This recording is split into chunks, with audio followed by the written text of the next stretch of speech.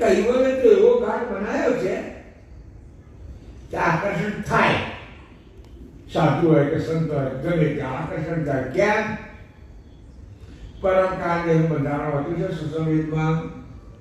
પુરુષમાં 8 નિરંજન અને 2 વ્યાકરણ, અને પ્રકૃતિના પરમ કાળમાં 8 અવ્યાકૃત અને 2 નિરંજન. આ તત્વો ખેંચાણ કરે, તત્વો ખેંચાણ કરે. પણ આવા યોગીએ વૈરાગની ભઠ્ઠીમાં એના જે સ્ત્રી હોય તો 2 નિરંજનના હતા, અને પુરુષ હોય તો 2 વ્યાકરણના એ વગાડીને મિશ્ર કરી દે.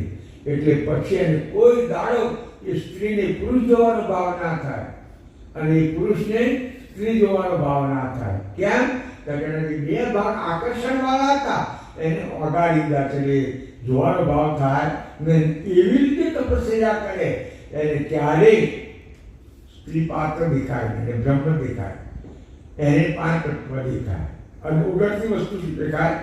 મારો ભાઈ ચૈતાન ધર્મપત્નીમાં હોય, દીકરીમાં હોય કે માતામાં હોય, પણ શું સગો થાય? આપણો ભાઈ થાય. એટલે બાપજી કહે છે કે જાગ્રત જોત ન લાગી, એ જાગ્રત છે, કોઈ દાડે ધોકું ના ખાય, સપનામાં ના આવે.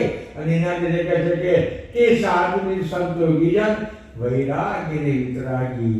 ભગવાન આંગળી જેવું કઠણ તો છે, પણ આવી જેની મરોડતી હોય, આવી સાધના હોય, આવો જેની પાસે યોગ હોય, એને સાધુ કહેવાય, યોગી કહેવાય, સંત કહેવાય અને વૈરાગી કહેવાય.